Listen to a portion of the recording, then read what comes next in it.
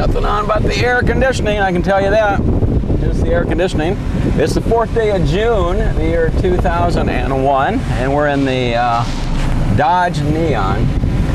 I took the PT Cruiser back because it's too expensive. It's this car is about 1/3 the cost, and it actually handles better. It's faster, gets better gas mileage, and it's just a lot cooler. It's front-wheel drive. It's fun going around corners. The seats are far more comfortable. The car is lower to the ground. I've got the AC on full blast right now, in case you are wondering. And is making sure the mic on. Yep, the mic is on. You can also set the camera on the dash here, which is kind of a unique feature, which is perfect for the kind of thing I do, for driving along and going to do things. Right now we're on our way to see the amazing Randy. Yes, the amazing Randy, master of the word processor. Randy actually has made a living all these years since he wrote Hell Comes to Frogtown, which gave Randy his big break, although he would never admit it, but he hadn't sold a thing. Randy had sold nothing, zero, zilch, until I hired him to help me write Hell Comes to Frogtown. And after he wrote that script, boy, he started selling them left and right, and he just makes his living selling screenplays. That's what Randy does. Somebody wants to know, hey, what's Randy do? He makes his living selling screenplays. Yep, he does.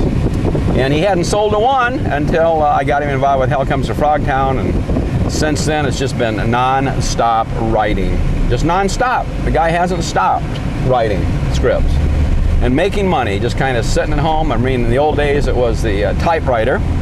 Now it's the computer, and he writes scripts and he gets paid tons of money to do that, and he's the amazing Randy. I met Randy in January of 1981 when I came out to work with Roger Corman, along with my friends Bob and Dennis Skotak from Michigan. Bob Skotak had designed the Demon outfit for the Demon Lover way back in 1975. Dennis had worked on the sound recording.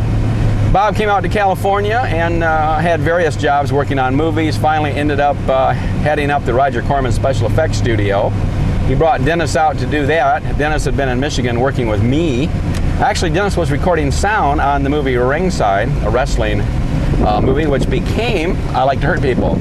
It actually became I Like to Hurt People with Andre the Giant and the Sheik, Dick the Bruiser, Bobo Brazil, Terry Funk, Dory Funk, a lot of famous wrestlers at the time were in the movie, and I kind of had this thing going on wrestling because it carried over, the vibe carried over, and the star of Hell Comes to Frogtown actually ended up being Rowdy Roddy Piper. Although a lot of people wanted to play that part. A lot of people wanted to play the part. On Hell Comes to Frogtown, we auditioned a lot of actroids, famous actroids, but because of Tony Randall. Tony liked wrestling, and Tony actually helped me sell I Like to Hurt People. They wanted a wrestling movie, and he knew I had one at home in the closet, literally in the closet, because nobody wanted to buy this thing. Suddenly, overnight wrestling caught on, thanks to Cyndi Lauper hanging out with Captain Lou Albino, and the phrase was coined rock and roll wrestling. And once that started, there was a mad rush to the marketplace to get a wrestling movie out there. So they bought my film, Sight Unseen, Sight Unseen. And the title sold it, I Like to Hurt People, the Sheik. And they knew who the Sheik was back then, 81. Andre the Giant, you know, they knew about these guys, Bobo Brazil.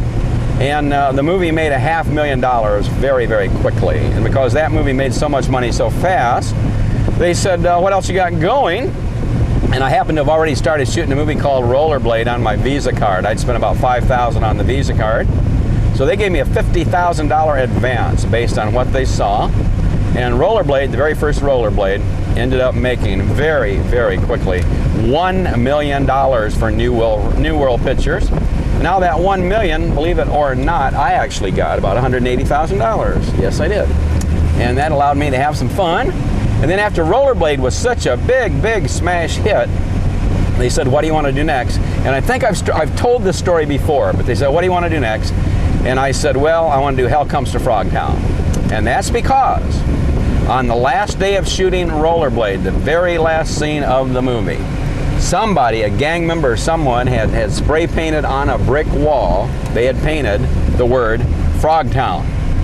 And I had Sam Mann there with me and Suzanne Solari. And Sam Mann said, yeah, Frogtown. Hell Comes to Frogtown, and I want to play Hell. Isn't that amazing? It didn't quite work out that way because we ended up getting a real big budget for the movie, and I had to let all the Rollerblade people go. They were in it, I think, in bit parts, some of them, like Suzanne, but mostly we went with professional SAG actors. They gave me a few perks, like, you know, they let Suzanne Solari get in SAG and little things like that, but nothing major. Okay, we're pulling up to the amazing Randy. I've actually got a copy with me of the DVD of Hell Comes to Frogtown, and I don't think Randy's seen it yet. Wait a minute, this could be the amazing Randy pulling up on the wrong side, but he's riding his bike or something. Looks like he's riding his bike. Let's see if that's Randy over there. So he's coming home riding his bike, because that's the kind of thing Randy would do. This is bad. This is bad.